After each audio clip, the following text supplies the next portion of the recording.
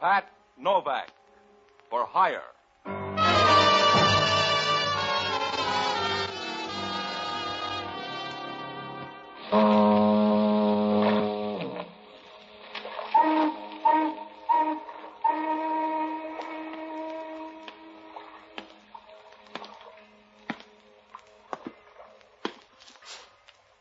Sure, I'm Pat Novak for hire.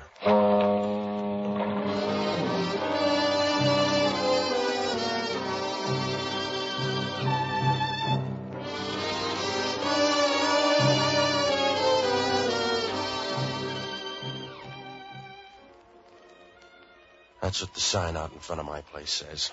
Pat Novak for hire. It's the easy way because down here on the waterfront in San Francisco, you can't afford to wait your turn. If you're going to make a living down here, you got to do everything you can. And you got to be out of the hen house by sunup. Even then, it doesn't work out always because you get trouble tax-free. It's like leukemia. There's nothing you can do about it. There's no way to duck it. You might as well try to start a conga line in a cathedral. I found that out Monday night when I met an old friend. It was the night before elections, and I was sitting in the office scratching married women out of an old date book when Sam Tolliver showed up. I hadn't seen him for years, but it was a nice, easy meeting. What other way is there when you're good friends? You look just the same, Patsy.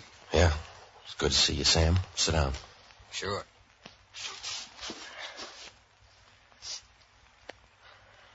Doing well, I guess, huh? Oh, you get different stories. Where have you been? Oh, all the hard luck stops. Syracuse for a while and Joliet. That's where I come from now. Yeah? That's where they got a big prison. Uh-huh. Well, you came too far, Sam. You should have stopped in Oakland. Huh? That's right. If you're out here to play small robber, you better think it over. It's a tough town. Don't ride me, Patsy. I'm not, Sam. But once you start losing them, it's hard to win again. I just thought you might want to know about San Francisco. Thanks, but you don't have to worry, Patsy. I got a smart streak. I'm here mostly to ask a favor. Yeah? Can you spare me one for old time's sake? Medium-sized. Go ahead. I want to borrow one of your boats. Did you come all the way from Joliet to borrow a boat, Sam? If it's going to hurt that much, forget it. I just asked. All right. When do you need it? Tonight? It's to pick up a package in the bay about 9 o'clock. Sure, I'll run you out. No, it's a little different, Patsy. I can't make the trip. You'd have to do it for me. The favor's getting bigger, Sam. You'd have to pick up the package and bring it back here. I'll be waiting at 10 o'clock. I guess you won't buy, huh, Patsy? I'm not impressed. It'd mean a lot to me, Patsy. It really would. And you couldn't get hurt, honest. Nobody gets hurt, honest. It's the other way I'm worried about. Well, I wish I could tell you, Patsy, but I can't. You know how it is. Sometimes you can't, but... Well, it's that way now, but... You'd be doing me a real favor and you wouldn't get hurt. That's what Henry used to tell his wives. All right, Sam. But you put out a bad story. Well, Patsy, you have to go by the China Star. She's out in the stream. Just tell them you came for that package. They won't ask. Just tell them you want the package. Yeah? Talk to the captain. I'll be waiting here at your place about 10 o'clock. And, Patsy, it's important. Don't let anybody else have it. All right. I'll see you here at 10. Thanks, Patsy. It's a big favor. We're old friends. Yeah. We're old friends. Nothing wrong with them, huh? No, there's nothing wrong with old friends, Sam, except sometimes they wear out on you.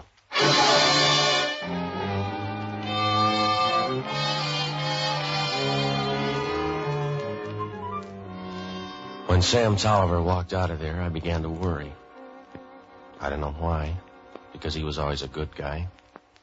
But if you leave good silk out in the rain, it'll shrink. Well, it was too late to change my mind now. I was going to get that package and say goodbye to Sam Tolliver. Only things didn't work out that way. You start with trouble and it never stops. It's like offering to buy aspirin for a two-headed boy. About 8:30, I took a boat and I started out into the bay. Halfway out into the stream, I had to give way to a tanker. After she throbbed by, I picked up the China Star, tied up at buoy 327. It was a broken-down old barge, So old, I expected to find Noah hiding out in the bilges.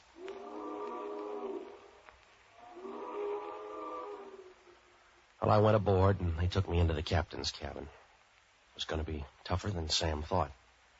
The old man had some questions, and he was about as smooth as a bag of fingernails. Right away, I got the idea. What do you want? I came out for a package. Who are you? What good'll a name do you? Who are you? What do you care, mister? This isn't our dance. Just give me the package and I'll leave. Keep shouting, tough boy, and when you're all through, tell me your name. Now, look, I'm not out here to haunt your boat. You got the right face for it. I'm just passing through. If you're running a small boat, you got papers. Let's see them. Yeah. You're too handy in your own cabin. Let's see. Novak, huh? You a Polak, Novak? Yeah, and it feels fine. How's it being a pig these days? Don't get jumpy. I just asked. Who sent you here, Novak? I'll forget you asked. Just keep the package. I'm going home. You walk home on the bottom, then. Now, look, Novak, somebody steered you wrong. Maybe it was no questions once, but it's not that way anymore. Just want to keep the book straight. Who sent you? Sam Tolliver. You need a pencil? No, that's enough questions. You see, Novak, all you had to do was answer. You can have the package now or talk some more. I'll take it now. Where is it? On the desk behind you there. Yeah. Thanks.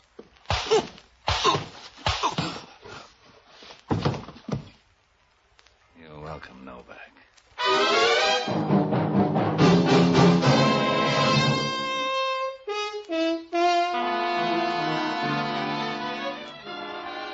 The captain didn't like company. When he hit me, I dropped down to the floor like a piece of hard-working lint.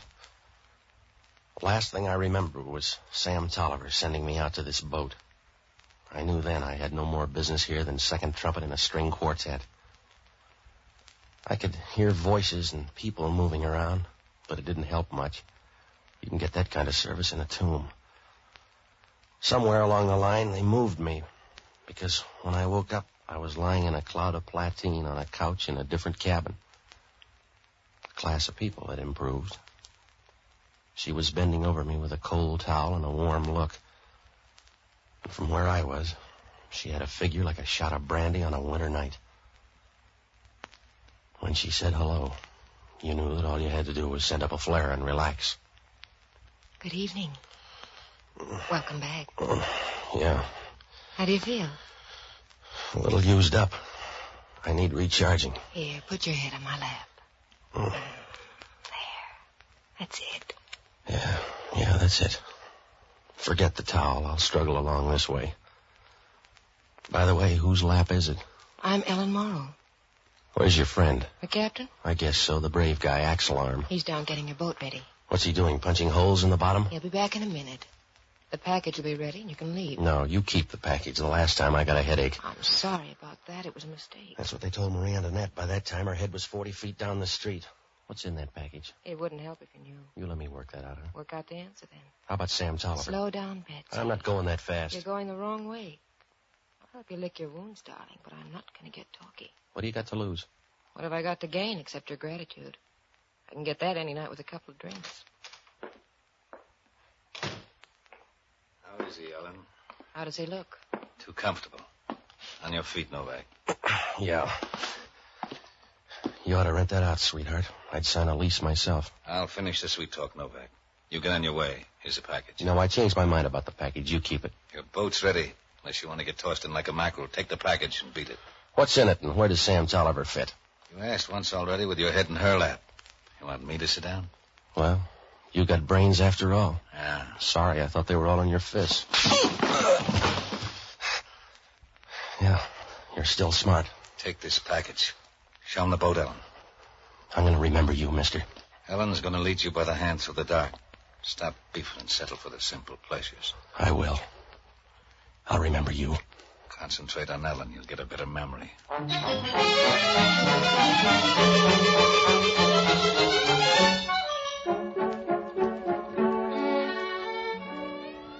I went out on deck with the girl, and as I got to the starboard side, I noticed her hair for the first time. The way you're liable to suddenly notice a flower after a hard rain. Her hair was red, and as the orange lights of the bridge reflected against it, it seemed like a prairie fire, way down in the valley, flaring up quick and then burning low again. The rest of her would have made a good prairie fire, too. It was the only good thing I could think of on the way across the bay. The water was as quiet as a drowsy caterpillar, and I had a chance to think. Why had they changed their mind about giving me that package, and how wet were Sam Tolliver's feet? Well, it must have been about 11:30 when I pulled into the pier and started on the run for my office. The lights were on, and I burst right in because I had a lot to ask Sam. But it wasn't Sam. What's your hurry, mister? I came here to meet a friend. That's the guy laying in the corner. You don't have to hurry. No, this isn't my friend. He doesn't look like one. I'm Sergeant Grimes from Homicide. If you're Novak, you're in trouble. Why? A guy lying under your desk, dripping like a broken inkwell, and you trot out a question like that? Well, it's a bum caper somewhere. I was supposed to wait for a guy named Sam Tolliver. It might as well have been a streetcar. I'm not going to press you, Novak. I don't care. I'm just going to take you downtown. Well, this boy quit too late. I've been in the bay the last 2 hours. You can check. I went out there to pick up a package. The one you got in your arm? Yeah, it's for a guy named Sam Tolliver. Let's see. Okay. It doesn't say that. It says Mr. John Reedy, 720 Post Street. I wonder what that means. Let's find out. We'll take it by Reedy's place. I got it for Sam Tolliver. You can buy him another. We're going by Reedy's before we get downtown. What's the matter with you? Do you want it on an 18-foot screen? I didn't kill the guy. I don't even know him. I don't even know this John Reedy. Wait a minute, Novak. I believe you. I believe every word you're saying. Except this is one time you'd be better off lying.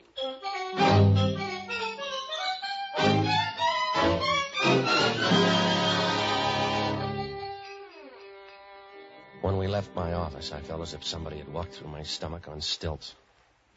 Oh, there were loose ends bobbing up everywhere, and you couldn't get to any of them. It was like chasing a spider with a bowling ball. With all this new stuff, I forgot about the ship. Who's going to worry about blood poisoning if he's busy having hemorrhages? I began to wonder more about Sam. Where was he? And how was I going to palm off that dead stand-in? Grimes didn't seem worried. We got into his Nash and headed for 720 Post Street. It was an apartment hotel, and Reedy lived up on the 3rd floor. On the way in, Grimes picked up a key at the desk, and we rode up in the elevator with one of those shifty-eyed little guys who'd sell his mother if he didn't have to fatten her up.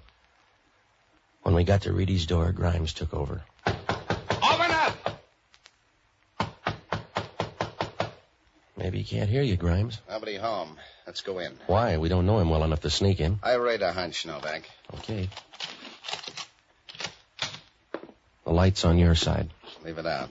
Let's look around. Okay. The stray bodies belong to you, Grimes. You go look in that set of bedrooms. I'll check over here in the library. Give me a yell if you see any. All right.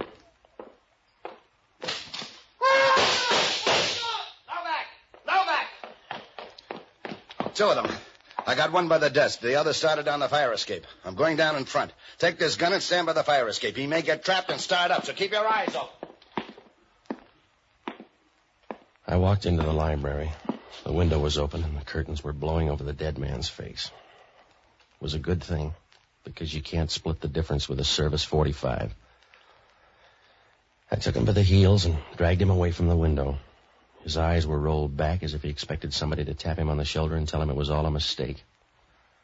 His face was contorted and frightened, maybe a little embarrassed, like a deer caught in a traffic jam. Well, I stayed at the window about 10 minutes and watched the fire escape. There was no action there, and Grimes wasn't back, so I started for the door. I had company right away. Hello, Novak. You move? Oh, Hellman. It's a big gun you got. Well, ask Junior here on the floor. He thinks it's even bigger. I'll check myself. Sure, and it's going to be easy because it's right in the family. Yeah? Yeah. Belongs to one of your boys down in Homicide. Go ahead. A sergeant by the name of Grimes steamed in here and knocked down Junior, and then he beat it down to get the other guy. I don't believe it. Well, talk to him. That's why I don't believe it. There's nobody on the force named Grimes. On this one, you're all alone, Novak. There's got to be a Grimes. The guy had on a uniform. I don't care if he had on a play suit, Novak. The guy's a phony. He's not from Homicide. He's a killer. That's what I meant, Hellman.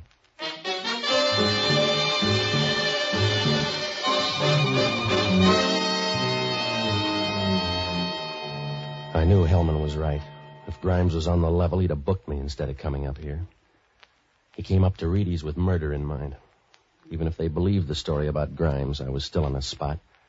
That made me accessory to murder. And I was going to look worse when Hellman found the guy down in my office. On that one, I had star billing. Oh, everywhere I turned, things were worse. I knew it was going to take a low-budget miracle to bail me out. It was like trying to give nose drops to a herd of elephants. Hellman seemed to like the idea. Hellman rolled the guy, and there was no identification. But he never works for nothing. A few bucks in the guy. I'll put it in the safe. The only safe you got has suspenders on it. I don't like that, Novak. Oh, you'd do anything for a buck, Hellman. If you got the right bid, you'd sell the tomb of the unknown soldier. Thanks, Hellman. I'm getting a big list tonight. I can do all of that I want, Novak, because you're in the corner pocket now. I get a tip-off from the Chronicle to come up here, and I find you holding last rites. You got a bigger headache, Hellman. There's another stiff down at my place. Huh? That's right, Grimes again. He was sitting there when I walked in. Where were you? Out in the bay, picking up a package. It's right there on the desk. What's in it? I don't know. It was for a friend of mine named Sam Tolliver. He's disappeared, and Grimes brought the package up here. I'll take it downtown. You better tag by the China Star. That's where I picked up the package. It's out in the bay, so you'll need a boat. Even a guy with your complex needs a boat. I'll touch all the bases, Novak. You just stay 10 cents away from headquarters. You can pay your own way into the can. Yeah, well, that's what'll happen if I wait for you. I'll be standing out in the downpour. That's right, Novak.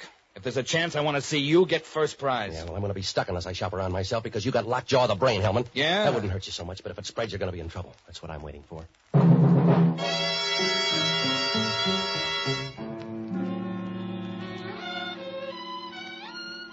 Well, if something didn't happen soon, I was going to be about as embarrassed as a hostess with leaky plumbing.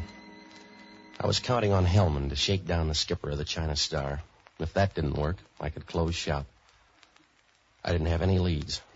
There wasn't anything I could do but sit on my hands. It was like taking your niece to a nightclub. I had to stumble around until something showed. So I looked up the only honest guy I know, an ex-doctor and a boozer by the name of Jocko Madigan. Oh, he was all right until he found out sometimes you can feel as bad the next morning without a hangover. I toured the town and finally found him at Lupo's trying to put the vineyards out of business. Ah, Patsy, you're just in time to start the day off right. Mama Lupo, some wine for Mr. Novak.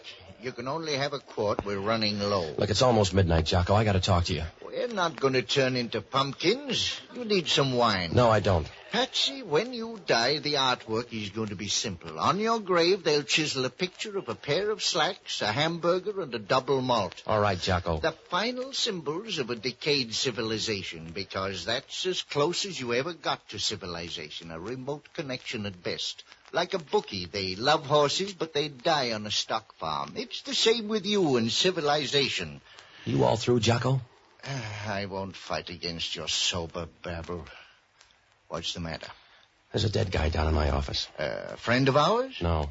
Oh, that's too bad. We'll miss the wake. I'm going to get half hung by homicide. The other half is dead up in a Post Street apartment. Hellman thinks I'm the boy. Patsy, I wish you wouldn't hang around me when you've just killed somebody. You tarnish my declining years. I went out to the bay to pick up a package. When I got back to my place, instead of a friend named Sam Tolliver, there was a dead guy there and a phony cop called Grimes. How do you make the distinction? He grabbed the package and we took it up to Post Street. After a quick hassle in the dark, I'm standing over a dead guy in John Reedy's apartment. John Reedy? Yeah. Do you know him? Most people do. He's running for office tomorrow. Is he the dead man? No, I don't think so. What about Reedy? He's running for a board job. Yeah? Would anybody have a reason to work a plant on him? Maybe. What's he like? Oh, a sort of liberal by marriage. Hmm? A reactionary with a rich wife. Supposed to be a good man. Well, how about the opposition? Oh, a lot of them are running. One is Simpson. He couldn't beat an asthmatic turtle across a tennis court. Well, we're getting somewhere at least. If Reedy's good, the gambling dough would frame him to lose. Yes, if politicians can ever lose. A murder in his apartment would look too phony, though. Yeah, but maybe that package wouldn't. Jocko, you got to help me. I want you to check on the registration of the China Star and then nose around to find out what you can about tomorrow's election, will you? If we lived in a monarchy, this wouldn't happen. That fast double play has got something to do with this election. Now, hurry up, Jocko, and when you're through, tag by my place. I'll call you there. Have you a bottle in the house? There's a tap in the kitchen. That'll have to do. No, thanks. Outside of a child in pain, the most pathetic sound in the world is running water. Good night, lover.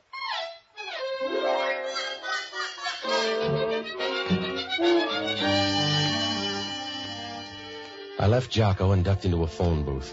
When I called Hellman, he poured out news like a rotary press. They broke open that package down at headquarters. It was full of dope. Plain garden variety, the kind a man uses to forget either his wife or secretary. I was sure then the package was a plant on Reedy. Hellman didn't see it that way. He said the two dead men were Gunsels, last addressed before San Francisco State Prison at Joliet. I needled him about that phony cop Grimes. Hellman said they just got a tip-off by telephone. Grimes was an ex-sergeant in homicide whose real name was Vic Rothery. I asked him who phoned in the tip-off, and Hellman said he didn't know the guy. His name was Sam Tolliver. I got out of the Chronicle morgue and looked up everything I could on John Reedy. All politicians' children sit on the floor. There was a picture of Reedy there with his family grouped around him on the floor. I pulled the clips on Vic Rothery. It was Grimes, all right. Well, that gave me something to work on, so I went on the prowl for Ellen Morrow. I found her running a dice game in a little after-hours joint on Eddy Street. You want chips, Novak? You don't want to play against yourself? Yeah, give me some. All right. See how good you are. Okay. 8's your point. Yeah. You seen Sam Tolliver? Make your point, Patsy. That's it. Where's Sam Tolliver? 5. You're not even warm. You're not warm on Sam, either. He left me hanging with a murder rap. Your friend double-crossed you. He double-crossed you, too? Another 5. You're in a rut, Patsy. He turned in Grimes. That's right, baby. They know he's Vic Rothery now. You still like Sam Tolliver? No. Keep rolling, darling. Is Grimes your boyfriend? He used to be. I'm sentimental. Where's Sam Tolliver? The Herrick Hotel. When you see him, tell him I sent you. I will if we talk that long. There it is. Hey, come on. 8. That's right. I guess I lose, Patsy. I guess you do. Be seeing you, baby.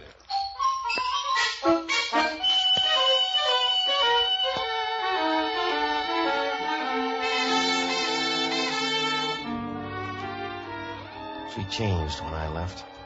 The first time out, she was alive and breezy like the Maine coast in July. But now she was broken up and lonely looking. And as I walked out, I thought of an old Dixie cup somebody had used up and thrown in the alley. Well, I got down to the Herrick Hotel, but Sam Tolliver wasn't there. Maybe it was better that way. I left a note for him, a short note that even a Mongolian idiot couldn't trip up on. If Sam was going to show his hand, he had to do it soon. When I got back to my apartment, Jocko was already there. He was giving a concert for the mice. Oh, she pushed a baby carriage, she pushed a baby carriage in the merry, merry month of May. All right, Jocko. She pushed a baby carriage, she pushed a baby carriage, she pushed it for a Williams man who's far, far away. Oh, stop it, will you? Patsy, I wish you'd get rid of that radio and buy a good harpsichord. What'd you find out, Jocko? Nothing from the China Star. She weighed anchor and went to sea at 11:45. How about Reedy? Well, there's heavy gambling money against him.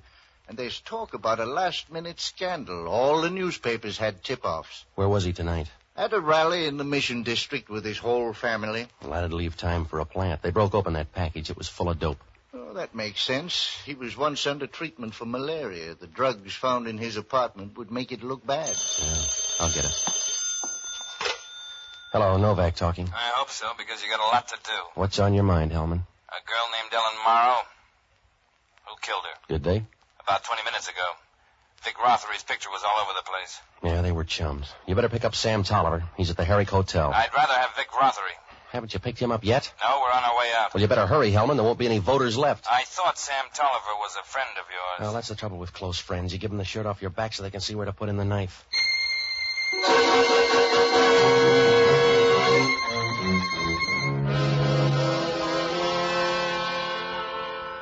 After Hellman's call, I knew we were coming up for the last hand.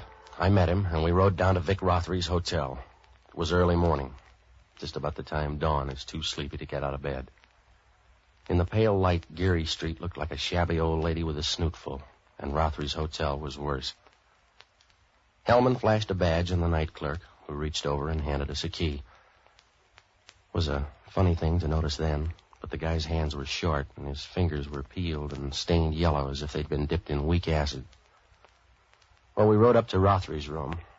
As we got out of the elevator and turned the corner, somebody ducked into Rothery's room. That was enough for Hellman. He started down the hall. Open up in there. You got another customer, Hellman. Open up. Come on in. You're going to wake everybody up. Hello, Sam. Come on in. Don't mind the gun. It's loaded. You're a handy cop, Hellman. That's it. I'll close the door. All right, over near the window.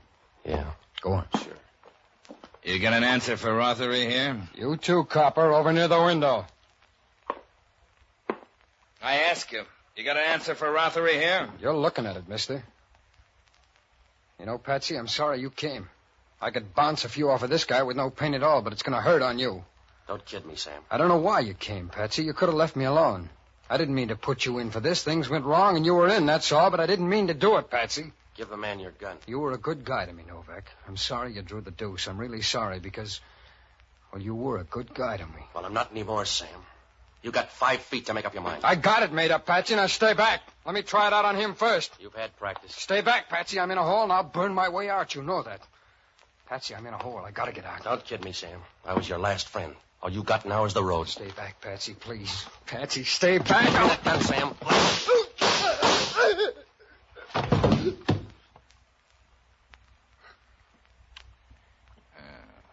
I must have prayed wrong, Novak. Yeah.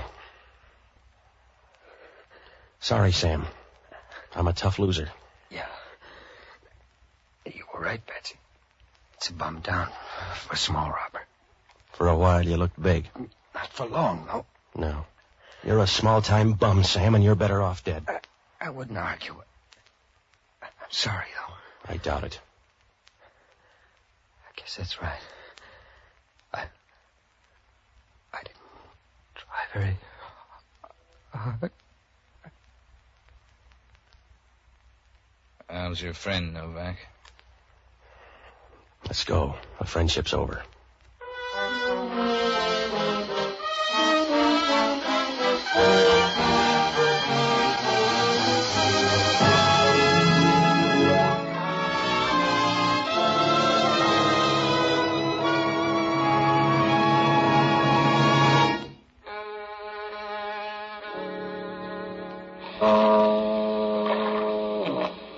Well, Hellman finally pieced it all together. He got that skipper back and put him under the lights.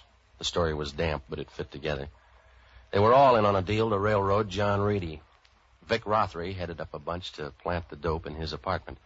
But Sam Tolliver got anxious and decided to get the stuff for sale.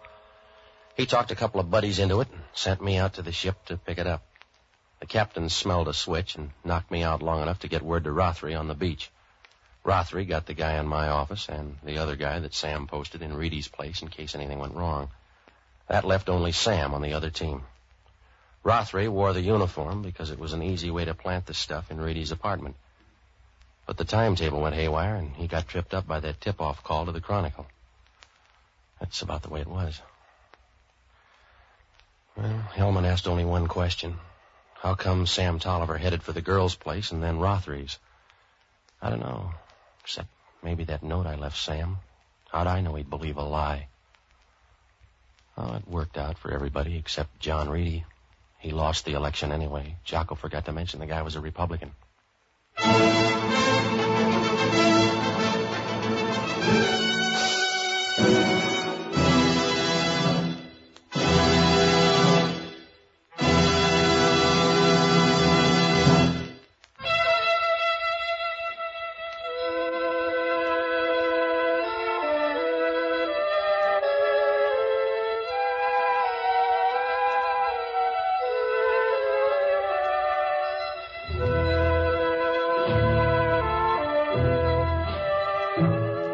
Pat Novak for Hire was previously released by ABC, the American Broadcasting Company, for listeners in the United States, and rebroadcast for our men and women overseas.